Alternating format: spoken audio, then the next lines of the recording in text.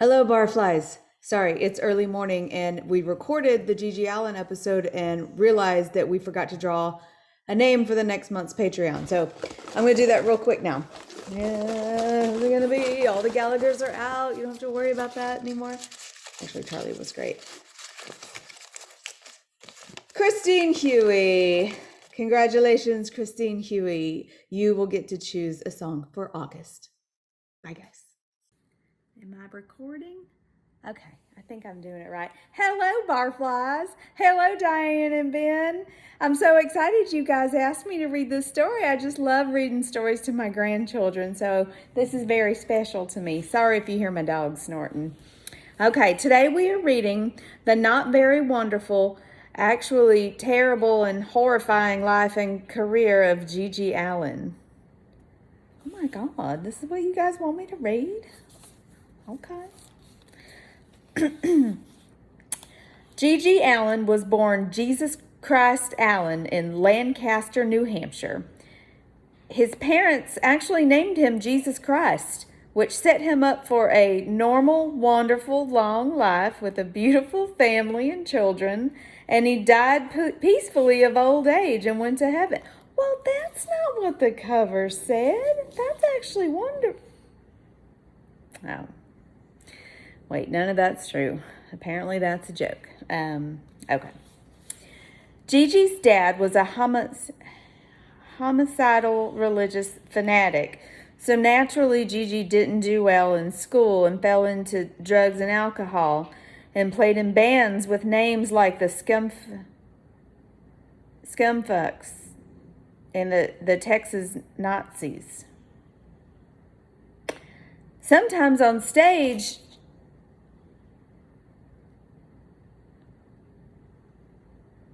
oh my God, y'all.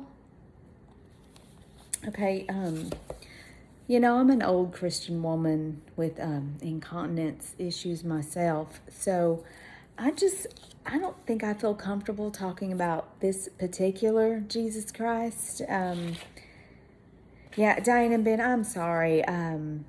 Look, I'm going to be praying for you guys. You'll be in my prayers tonight, and so will Gigi. And I hope his story ends better than it began. I'm so sorry. I'm sorry, guys. Okay, bye. I'm gonna hit stop. Good morning, and it is very definitely the morning. Welcome to Two Boys, One Diane Cups. You held on to that one. That's good. I did. I wanted to start it off right. This is going to be, so here we are in my Metamucil commercial kitchen. There are gleaming white surfaces. We're sipping a carefully prepared cup of coffee. It's really early for this. Very early for this. Diane hasn't showered or put on makeup. My hair is not brushed if you're watching. Mm-hmm. You're a filthy, filthy animal. And you're here to talk about a man in a Viking helmet who poops on teenagers. Guess who's with us? And whose idea was this? It's mine. It's mine. This is my husband, Corban Gallagher. Lucky winner of the Patreon drawing. I mean, listen, the listeners are the lucky ones today. I hope they have their hazmat suits. It's going to get filthy. We're going to get this one over with. We're here to talk about GG Allin. Legendary provocateur would be a generous way to put it. Shit-covered zombie, maybe another way to put it. Yeah. All-round pervert. Yes. Another way to put it. Not to be judgmental, but we are talking about a guy who eats his own poo. Yeah. For money. For small amounts of not money. A lot of money. Mostly for your joy and entertainment, though. For a couple of... Okay, so if you're playing in a band with... And there's probably people we can ask about this. But say there's 4 or 5 guys in the band. You're playing a show in a small club to 100 people on a good night. Hi, those people are playing, what? This is 1993, early 90s? The 80s through, early 90s. So like yeah. $5 a head? Yeah, probably that. So $500 to split up 5 ways on a good night. If they get 100% of the door. If they play a whole set. That's true. And they only usually had to do like 2 or 3 songs before everything venue. got shut down. Yeah. Right. So we could be talking about really on a good night. We could be talking about $65 or $70 Yeah. a man. Yeah. Maybe. Yeah. Maybe. Or just enough gas to get to the next place. Just enough gas to get to the next place. Yeah. Where you're going to eat poop all over again. And yeah, you got to get that laxative in early. We'll get there. We'll talk about that. Thank you, Corban. I mean, I just don't even know where to start. And if this episode is a clusterfuck, that's just, it would make sense. I suppose it's possible that there are plenty of people who listen to us that don't know who GG Allin is. No. Yeah. No. I learned about GG Allin when I was about 12 or 13. And I saw him on like Donahue or something like that. And I was just like, what is this? And I dove in deep. Yeah. Yeah. Yeah. How did you follow? Because like 12 or 13, so this would have been like 92, 93. Right. Right. Right. How do you follow? Like, how do you find a guy like GG Allin in the days before the internet? Like, what do you? Well, I mean, you had Sound Exchange, you know, you had all those record stores and everything, and you're already into punk, you know, you're already listening to Dead Kennedys and stuff like that. So, I mean, he was an oddity. He was next level. And yeah, I mean, he's definitely not your Hot Topic brand of punk rocker. Right. Oh. Yeah. But were you like honestly like awed by him as a kid? Like, did you?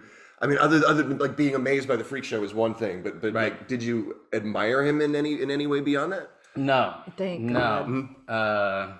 No, he was just he was a train wreck. Yeah. And he was so fucking hardcore that it was just. But that's what amazes me is I watch all these documentaries and there's these like wide-eyed kids that are just like, he's just a legend. He just does whatever he wants to do, and you know, he tells the whole world to go fuck itself, and you know, everybody wishes they could do that. Like, I look at a guy like GG, I'm like, I don't want anything to do with that guy. Right. I don't see a trailblazer. I don't see a. He was legend. I mean, like, you know, if you look at punk rock, like bucking social norms and societal norms and stuff like that, you know, I mean, a lot of people just like, you know, flip people off and, you know, everything. He made those people like, I'm going to go back to school and this isn't for me, you know? Yeah, you can take the people who are already think they're out on the ledge and then push them over it. Right. Yeah. So he was legend. I mean, y'all did the Elvis Presley episode, which was awesome. And you talked about him being a spirit that was out in the trees and ready to come and stuff like that. Yin yang principle type thing, philosophy. If there's an Elvis, there's got to be the opposite of Elvis. Yeah. And universe gave us Elvis for all the, you know, enjoy it and everything, and then we have to pay the bill. GG Allin has come to collect Elvis's debt. Yeah. Oh God. So Corban made a funny statement. He's like, you see like these like cute girls or these memes that are like 0 fucks given. Like, I give 0 fucks. It's like, no, you give fucks. GG Allin gives 0. I mean, that is the poster child of giving 0 fucks. He makes like any early punk band. I mean, screw the Sex Pistols. They look like altar boys after seeing what this guy does. well, y'all saw that in the documentary Hated. When he talks, he doesn't have any teeth. Any top teeth. Yeah, because they've all been smashed Because out. he smashes his teeth out on stage. Should we do the lyrics? We're doing the song When I Die. Should we do the lyrics first and then just talk about the history of GG Allin, his parents, how he got here? God, my fingernails are dirty. I am really ripe for this episode. in costume. What did I do with my nail? Okay, what should we do? Well, I picked When I Die because it's early in the morning and we don't need to be reading the lyrics to Eat My Diarrhea and other holiday classics.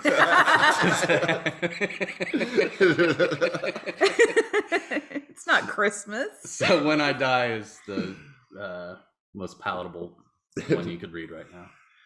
Thank you. Ben, say thank you for not Thank you making very me much. I read really the do lyrics appreciate it. to Eat My Diarrhea.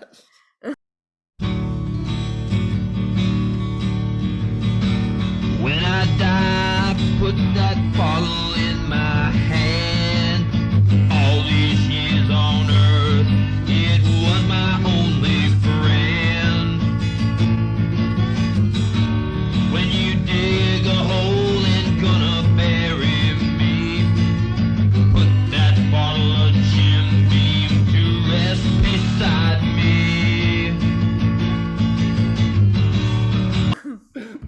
When I Die by GG Allin. When I die, put that bottle in my hand. All these years on earth, it was my only friend. When you dig a hole and gonna bury me, put that bottle of Jim Beam to rest beside me. So he's my kind of guy. Yeah, I mean, I get that. I'm sure he's not the first person to have a liquor bottle buried with him. No, he's just a whiskey swilling Irishman. Yeah. He's just the life of the party, right? Yeah. All my life I've been living on the run, hanging out in bars and hotel rooms and annoying everyone. Living on the road, running coast to coast, spending many nights in jail like a gunman at his post. Many nights in jail. Yeah. Mhm. He was arrested like 58 times or something like that. Many times. Whoa, was it really 58? Yeah, How many shows did he play? 58? probably. Yeah. Yeah.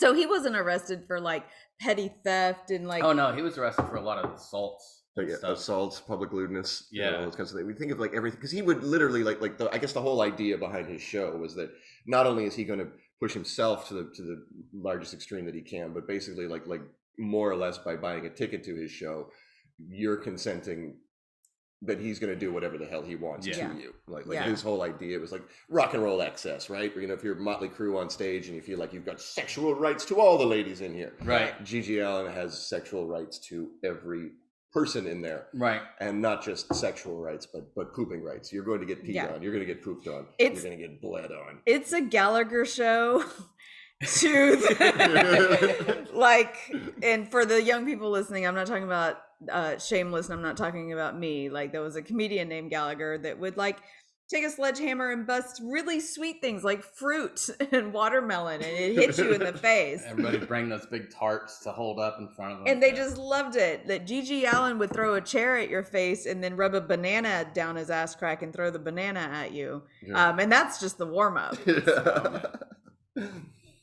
Monkey flinging shit at you. When I die, you don't have to cry. You don't have to feel no feelings inside. Never loved or had feelings for no one. The only one I cared for was the one who made me come. So it's honesty. Oh, It's just that sweet, you know? yeah. to be her. The Valentine's Day card. Yeah. Oh, let me read it one more time. Do it. The only one I cared for was the one who made me come. No. Why didn't you ever write me a card like that? I was trying to put it in our wedding vows. Live my life like a loner on the trail. Some of the nights in jail, I couldn't afford no bail. Yeah, I wouldn't those. imagine so. We talked about how much money he was making. It is absolutely amazing to me that he would perform that. We're talking about a man who literally he will. First of all, you got to get ready to poop on stage. Mhm. Hmm. Like, what if he's not? What if he can't? He would load up on X-Lax Oh, really? like Yeah. hours before the Mhm. show, Yeah. so that it had the consistency Mhm. that he would be able to slurp it up off the stage and spit Mhm. it at people. Wonderful. Yeah. Just wonderful. Yeah, he was. Oh. Yeah. I like how there's a science behind it, though. Like there's like a routine to the madness. It's, Like, it's part of the performance. Yeah, I mean, like, yeah, Mm. this is what he needed. He It's his suffers. green M&Ms. Yeah. You know, yeah, it's part of his contract. I got to quit drinking and doing drugs long enough to take my X-Lax, guys. I'm sorry. Party's got to stop for just a second. Yeah. Yeah, his brother said they would buy it and he would take it too soon, and then he would be like struggling to hold it in. And then it's like, first song, you're gonna have to probably get that out. That's Well, my you had to get it out closer. the first song anyways, because they were never allowed to play more than 2 songs. Yeah, You know, the show's not going to Before last the more than cops 10 showed minutes. up, or the audience used to beat the shit out of the guy too, Right. man. Right. They broke his arm in one of the, he was jumped by like 13 or 14 guys, and they broke his arm, beat the hell out of him. God. Yeah. Well, Who calls the cops at that show? Because, like, presumably, if you're going to see GG Allin, then you know what you're getting in for, and you're not gonna. Yeah, see, it has to be the venue, Mhm. but I mean, the venue has to know what they're booking, For sure. Yeah. you know? you think they just had cops on standby? Like, look, you're gonna have to jump in probably pretty quick. Yeah, cops probably just followed that guy around, Yeah. Mhm. and they're just ready. Yeah. Follow that guy around like pink eye. Yeah, Yeah. yeah.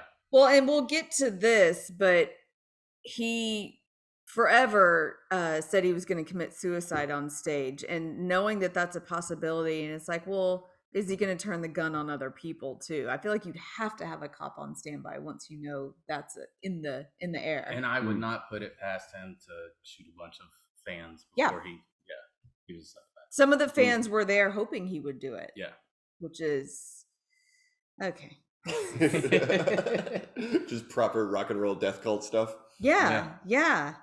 I want to meet somebody that I would follow to an early grave. Yeah, it's like the fans of Manson or the women that marry serial killers and stuff like that. Yeah. I'm kind of fascinated by that. Like I'd love to give myself over to it. It just seems like it would be easier. I mean, yeah, if you've got nothing left, instead of just wallowing to the cure in your apartment, like go out interesting, I guess. Have a story. I'm listening, yes. I'm gonna follow this madman, and maybe he'll shoot me before he shoots himself, and then I'll be remembered forever. I'm in the market for a cult, is what I'm saying. Okay. If there's anybody out there. I'm in the market to start a cult. Are you really? Oh my god! Perfect. Did you want to be a cult leader, though? I think we were talking about this before. We've already talked about his name. He wants to be called Pharaoh. Yeah. The Pharaoh? The Pharaoh? The Pharaoh. Do you want to be number 1 in the cult? I think the number 3 spot in the cult is the sweet spot. Oh, why? Because you don't want to be the leader, because that guy's always going to go down. And you don't want to be number 2, because that's like, you're definitely going to be going to jail. Like right. You're going to be, number 2 is the one that number 1 pins everything up. Okay. Number 1's going to die in the big murder suicide. Number Right. 2 is going to jail. Number 3 can abscond with the funds, for sure. Oh, so whoever doesn't drink the Kool-Aid, he gets the money, and whoever stragglers are left. Yeah. Number 3 gets the compound. Who gets more of the blowjobs? Number 1. Yeah, number 1, I think, for sure. That's Number harder. 3 doesn't even get those scraps. Number 3 has to get one. Oh.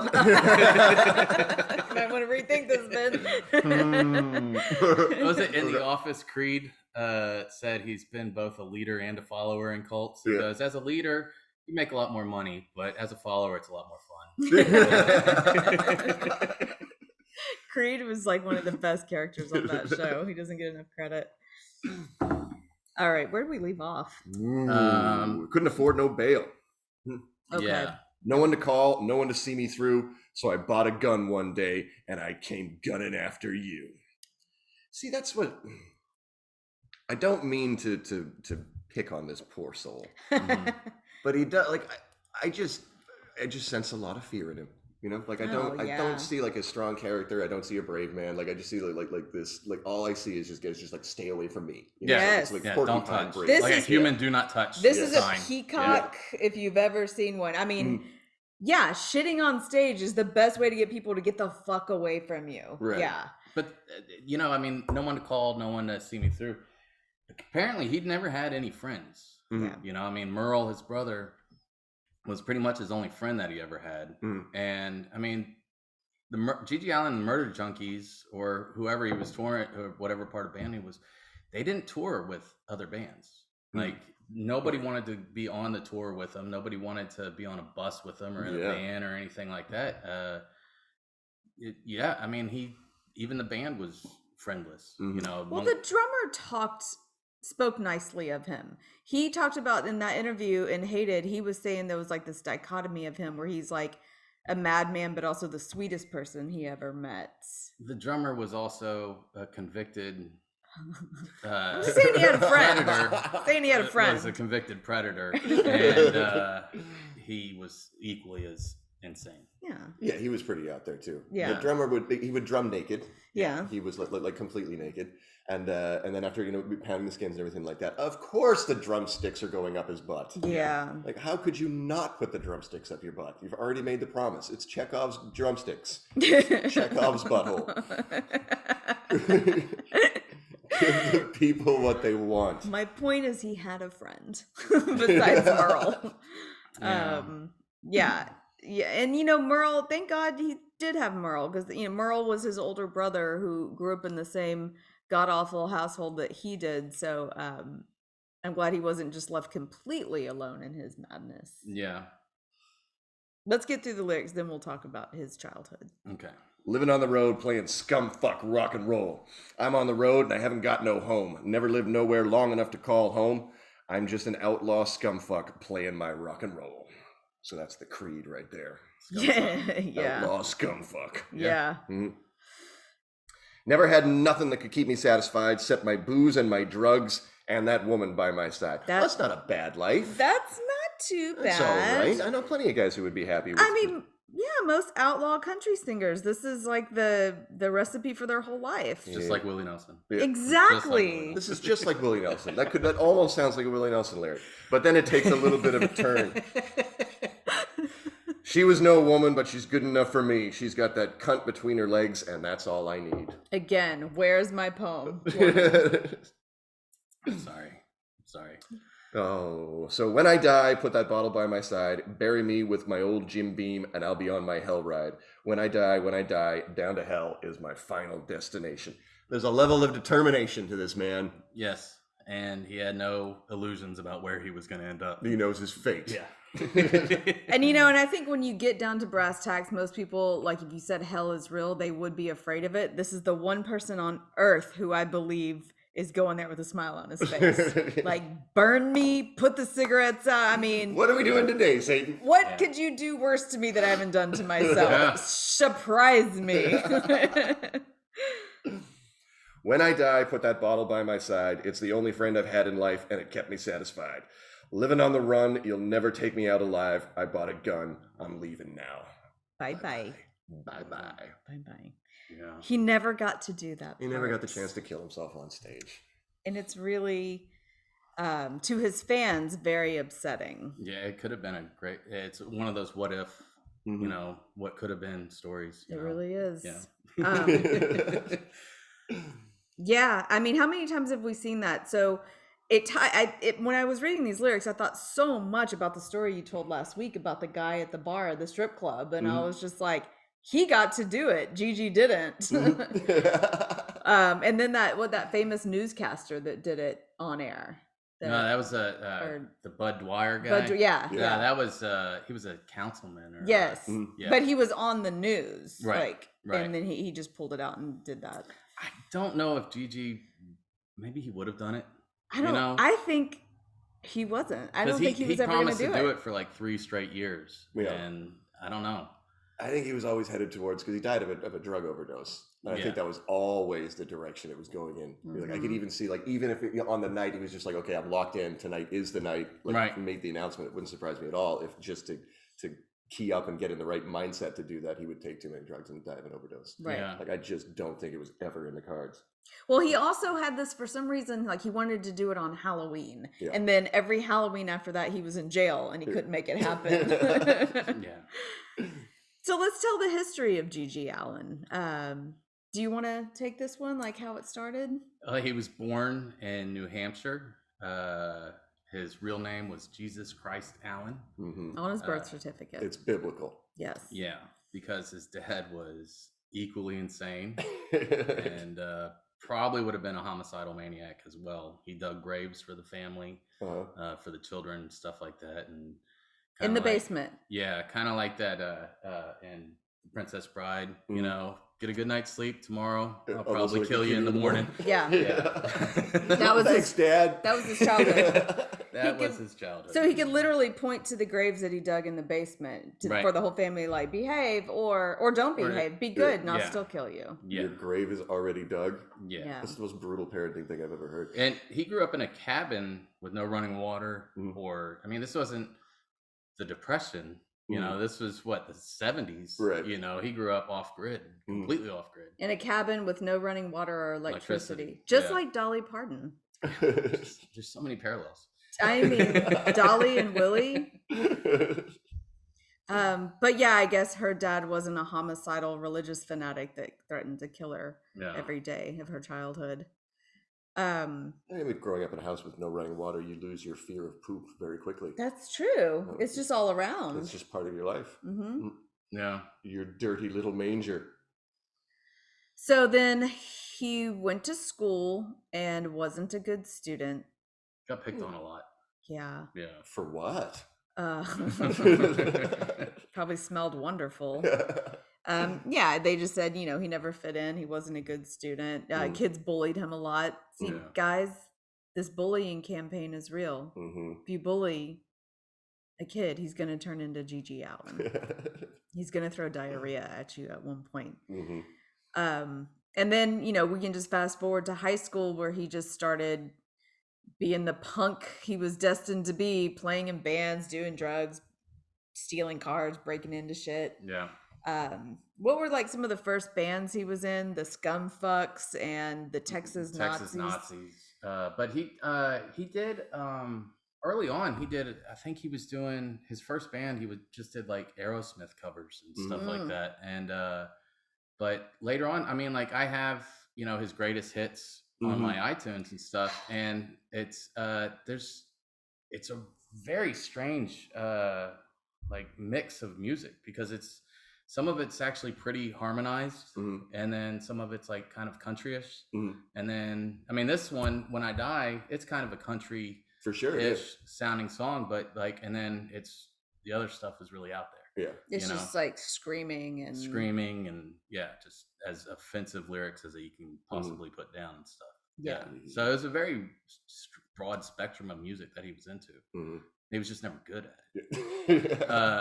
The Jabbers was one of his first bands that he was in, and the Jabbers are actually pretty good. I have a couple of their albums, and they got a really good hard punk sound, especially after after GG left.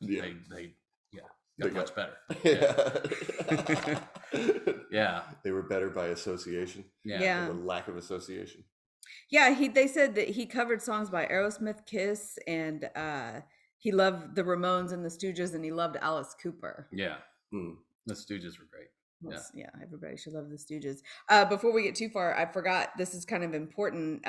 His older brother Merle, when they were little kids, could not pronounce Jesus. So he called him JJ, which turned into GG. And Right. that's why we call him GG Allin. But he did, we should mention, get his name changed. His mom changed his name when legally. she fled the crazy dad and moved them to Vermont, I think. And she changed his name. Yeah. To Michael. Kevin Michael, GG Allin. Yeah. Oh. Much better. But he's like, I'm going to stick with GG. It's very cute. Do we know anything about Mom? Not really. No? There's not a whole lot about her.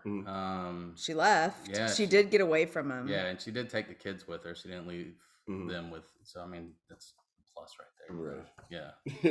The first time she left, crazy dad tried to thwart the plan, and he kidnapped Gigi. Yeah. But somehow she got him back, and then she did leave him, and then Gigi was raised by her and the stepfather. Right. But I think by then the damage was fully already done. Yeah. All right. I do. Oh God. So my notes, it goes through high school and his childhood. And then I have in bold, first diarrhea. Is that your stomach? Oh God. So listen, you guys get it. He diarrheaed on stage. So he did have a first time, and then I guess he just couldn't stop after that. Do we go to his first trial and imprisonment and then talk about John Wayne Gacy? Yeah, I think so. Yeah. I think so. Oh yeah, friends with John Wayne Gacy. Yeah. Yep. Yeah. Well, apparently anybody could be friends with John Wayne Gacy back in the day. All you had to do is write him a letter, and he'd write you back. And yeah, he's not doing anything. Yeah. So lots of time. Tell the story of Todd Phillips and how he got in touch with John Wayne Gacy and what he had to do. Okay, so Todd Phillips, the director of The Hangover, Old School, and I believe The Joker, right? The Joker, yeah. When he was an NYU student, he did a documentary. He was doing a documentary on GG Allin called Hated, and he knew that GG Allin was friends with John Wayne Gacy. And so he contacted John Wayne Gacy. He said, hey, I need you to do a painting for the posters, for the promotional posters and stuff like that. And John Wayne Gacy said, yeah, send me $50 for art supplies and a compromising photo of yourself. And so there is a compromising photo of Todd Phillips, amongst John Wayne Gacy's personal effects. And they sold that. They printed them all off and they sold it. And that's what paid for the entire movie. So John Wayne Gacy was the producer of a Todd Phillips movie about GG Allin, which is one of the strangest things. Yeah. Run across. Yeah. What kind of compromise? What was he going to do with the compromising photo? Like John Wayne Gacy? Yeah. He's probably gonna Really jerk off to it. Yeah. Hey. Enjoy himself. Yeah. Which is crazy. John Wayne Gacy is an interesting character. He didn't just like young girls. I mean, pretty much anybody. John Wayne Gacy, I think, only killed young boys. Oh, I thought he loved talking. I thought somewhere they talked about he loved talking about like young girls, but I guess it was just Yeah, I think all his victims were young boys. Yeah. Oh, I think I get my serial killers confused. Yeah, because there's that really disturbing line in Hated where basically the narrator, this friend or fan of GG Allin's, who kind of is like the audience surrogate in that documentary, says that there's no doubt that John Wayne Gacy and GG Allin were talking about tying up young girls. Yeah. Yeah. Yeah. Yeah. I think that was my confusion. Mm-hmm. So very interesting. That to me is probably the most interesting part of Gigi's whole story is the Todd Phillips, John Wayne Gacy connection. It's strange. So there was in 1989, I'm sure like a lot of people pressed charges, but he actually was arrested and charged with assault with intent to do great bodily harm, less than murder of a female acquaintance. So he did actually go to prison for this, but I want to talk about his psychological evaluation, which was part of the trial. And the evaluator said Allin was judged as having at least average intelligence and was described as courteous, cooperative, and candid. The unnamed evaluator noted that Allin did not appear psychotic and seemed comfortable with his unorthodox lifestyle. However, he was dependent on alcohol and had a mixed personality disorder with narcissistic, borderline, and masochistic features. Mm-hmm. So I think what this means to me is that if he ever tried to do say that he was clinically insane to get a lesser charge, he couldn't, because they were like, he's very aware of what he's doing. Right. Yeah. I mean, he did have some narcissistic disorders, but you can't claim that he's just like bonkers crazy. Well, yeah, he's coldly aware of it. If he's turning it into a performance, then obviously but he knows he got would some kind of value. slash himself up. Mm-hmm. You know, I mean, he'd covered in blood. Right. Like, but that's for the freak show. Like, that's for the attention. That's like I watch him, and obviously, like I think it sets off my artist ego. Yeah. Where you're watching somebody and just like, you're not good enough to do it. You're not as good as you think you are. Like all that evil shit kind of runs through my head. Right. When I look at GG Allin, like I see a guy who's like he wasn't a good enough musician. He couldn't write good enough songs. So the only way to get the attention or to turn himself into the kind of personality he wanted to be is to smash his teeth out and shit on people. Like he just had his talent left him no other recourse. Yeah. Like he had bigger aspirations than he had a bigger ambition. He enjoyed it. I mean, he enjoyed it. I mean, he was on the talk show circuit, you know, all the time. Yeah. That's the part. Okay, so he did a lot of talk shows. He did like Geraldo and Jerry Springer, and that is the point where there's just a part of me is just like, how real are you? Because I feel like as crazy and as like, I don't give a fuck punk rock he is, you have to sit in a waiting room before you go on the show. They mic you up. You have to follow certain rules. And then he just sits in the audience and is like, yeah, I don't give a fuck. And I was just like, I'm surprised you even went on the show. Yeah. But I mean, it doesn't, you know, he probably wasn't sober. Okay. He probably destroyed their green room. You know, I mean, he wasn't sitting there, you know, with his Bible on his lap waiting for to be called up. I know, you know, but he does follow some rules. I mean, they probably were like, you cannot shit on Jerry Springer's stage. Yeah. And he said, okay. Yeah. You know? Yeah. But if you do shit on stage, do it into camera 3. Right? She was able to show some restraint at times. That's also probably like his biggest payday. Like, there's no doubt that like for the Geraldo appearance, it's gonna be like $500. Right. Yeah. And he can buy more drugs with that. Okay, I get it. He's playing the game. Okay. Yeah, that was hard for me to do. So let's talk about his constant threats of suicide. Well, I guess there's not much to say about it except he constantly, and people came to the shows eventually hoping to see it happen. Yeah. Yeah. Which is crazy. Which is what's wrong with our society. Yeah. It's not like he was selling out arenas with this, but you know, there's 20 dudes there that are like, please kill yourself. Do it. Do it. Jump. Yeah. Yeah, and so Corban, I want you to tell about like at one of the shows, the lead singer of NoFX. Oh yeah, Fat Mike was dragged to one of the shows by Joel Biafra and the Dead Kennedys, and the show started, and immediately he starts shitting. People start clearing out. He's throwing feces. He's fighting people, and Fat Mike jumps behind Jello Biafra. What the fuck did you bring me to? You know? And I mean, like, even some of the biggest punk rockers in the day were like, nope. I can't, nope. That's me. Like, I can handle a lot of stuff, but the minute I smell poop, I'm like, I'm out. I'm out. Who's gonna throw it? Yeah, people were legitimately scared when the show started because he's covered in blood. He's a naked man covered in blood. He's punching people, throwing shit at people, busting out his own teeth, and then starts spitting shit at people. And yeah, you'd have to leave. But he, I gotta go.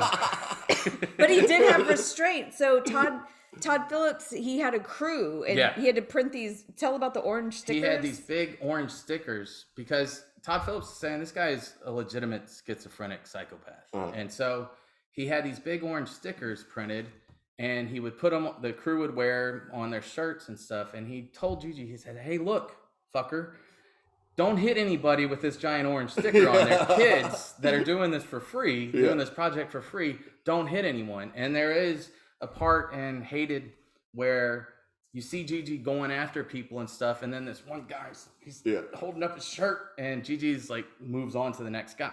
So he did have some restraint. Yeah, you kind of knew what side the bread was buttered on a little bit. Right. He was like, "Oh, you're with me. Okay." You're helping me create my legend. Yes. You are as useful to me as X-Lax. God, if I were an audience member that caught wind of that, I would be like, let's make some stickers. I want to go see this show and then just have it on my forehead. Like, no. Would you, if you could just be a fly on the wall and invisible, like superpower, would you go see one of his shows? I wish I would have saw one of his shows when I was 13 years old. Oh, gross. I wish I could have gone and seen it just for the experience. I feel it's the same reason why I was obsessed as a teenager with like shows like Faces of Death and why we rubberneck a bad car accident. You just want to peek and then be like, okay, I'm out. I saw it. Why did I do that? Like Two Girls, One Cup. Which I'm surprised you're saying this. So we showed Corbin. He would not watch Two Girls, One Cup for the longest time. I got through 8 seconds of it. I actually threw up. He hurled. Yeah. So I was watching it with like Lucas Harvey. And we were drunk one night, and we finally got Corbin drunk enough. We're like, just watch it, because he just wouldn't even watch it. And of course, I think it's awful, but my nervous system doesn't know what else to do, so I would just laugh really hard at how horrible it was. No, I turned away. Corbin ran to the bathroom, hurled all of his Jim Beam out. But I mean, to go and see it as a spectacle, it was, I mean, that's, I guess, why you do it. Why you would go, just to say you did, see what the fuck he's gonna do next. Yeah. I don't like it when I mean, obviously it's kind of what we're doing here, but when a guy like this gets blown up into a myth, as if it was some kind of like larger artistic effort being put forward. Like, no, he's just a freak show. And he knew it. Like, it was this is circus freak stuff. Yeah, he tried to do shows that he considered like spoken word, I guess, like in the same vein of like Henry Rollins. But when you get there, you're like, you're not.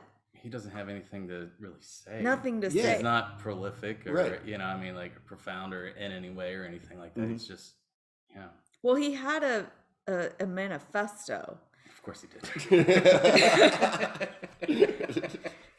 I'll just read this. Allin was a self-identified extreme individualist. I'd never know how to pronounce this word. Misanthrope? Okay. An anti-authoritarian, promoting lawlessness and violence against police officers. In many of his lyrics, his essay, the GG Allin Manifesto, was intended to summarize his personal philosophy. He revealed on Geraldo that he believed his body to be a temple of rock and roll, and that his flesh, blood, and bodily fluids were a communion to the people. That's it. That's his manifesto. Oh, but there was something. He wanted to draw a parallel between his actions and a society that's going crazy with violence. So there was like, he had this one message of like, what I'm doing is a reflection of society. Right. And I'm like, well, not really. No. I mean, I guess. He was all shock. Yeah. Yeah, he was all shock. Yeah. Not a lot of reality. Like there's that attitude where it's like, oh, I'm reflecting a part of society you don't want to talk about. Like, I think you're creating a part of society. Yeah. Yeah. That's a perfect point. So yeah, he did believe in some form of an afterlife, and always planned to kill himself on stage. But let's talk about his final show. Okay. I was gonna wear that. I have a GG Allin shirt with the flyer from the gas station. Right. Okay.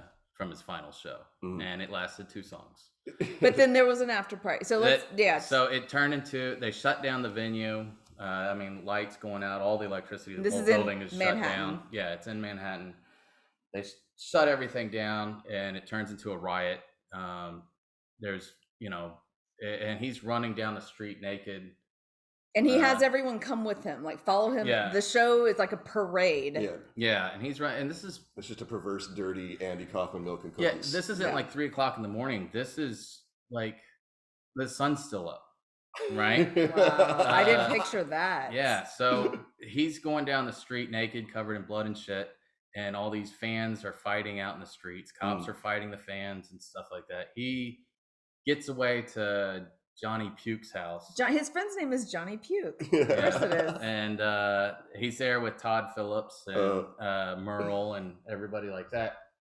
And they're having a big party and stuff. And yeah, that's where he dies. Mhm. Well, yes. So to sum it up, he does a large amount of heroin, and Todd Phillips actually takes a photo of him. Well, the camera crew filmed him because he was like, I've seen the picture of dead GG Allin in the apartment and stuff like that, and he's up against the wall, I believe, and he's, it looks like he's passed out. Yeah, and the camera crew was filming him and stuff, and Todd Phillips was telling his brother, he's saying, Merle, he was saying, hey, he needs to be somewhere for an interview at 10 a.m. for like the Village Voice or something like that, like, make sure he's fucking there. And Merle's like, yeah, I got it, man, I'll be there.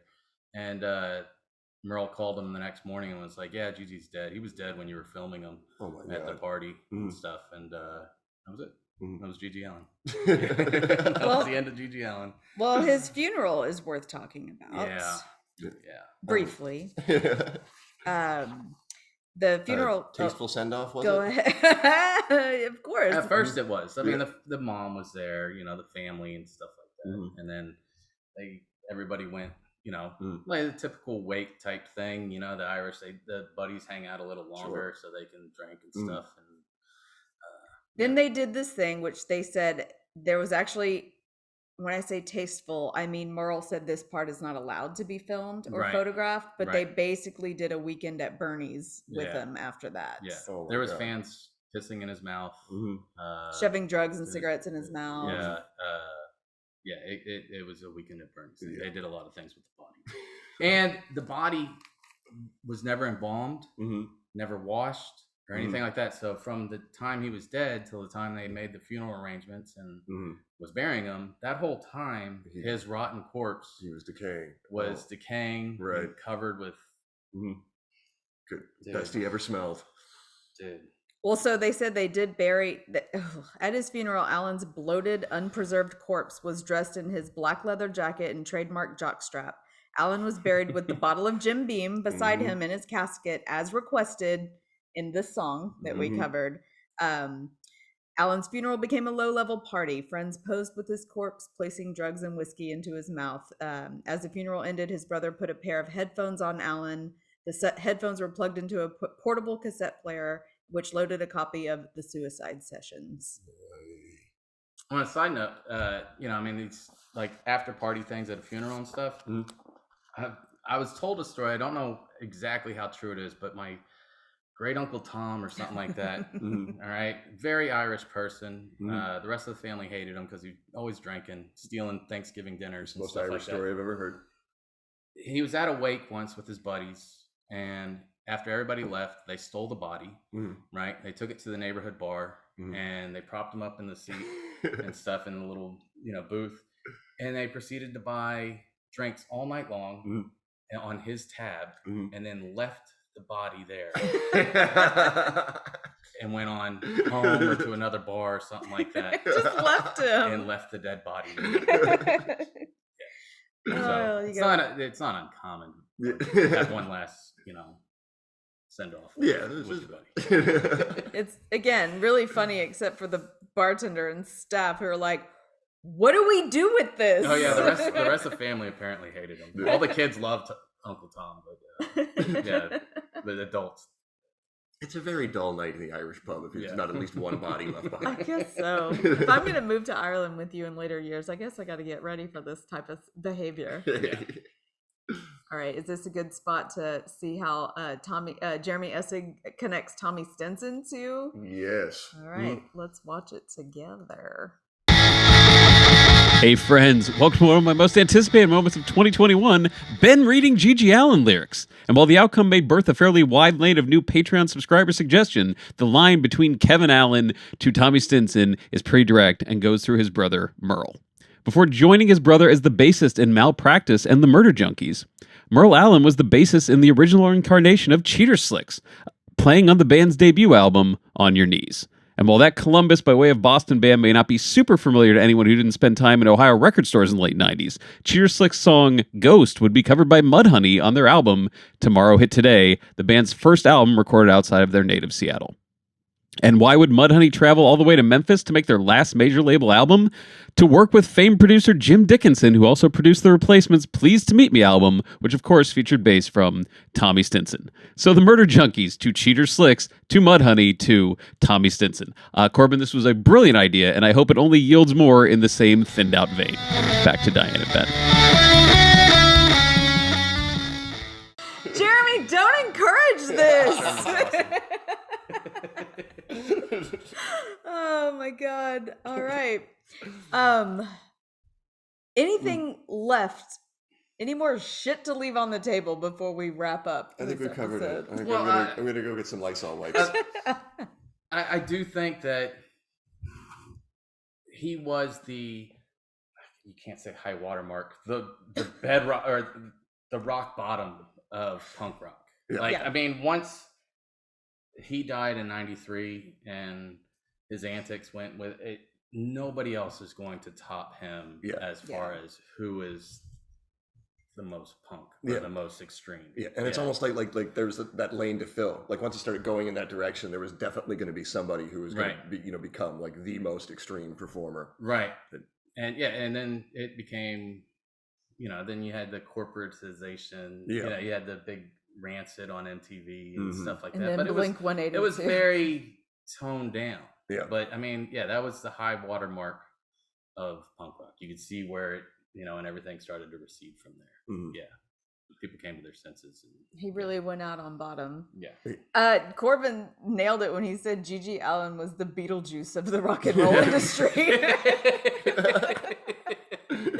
No one liked him. Yeah.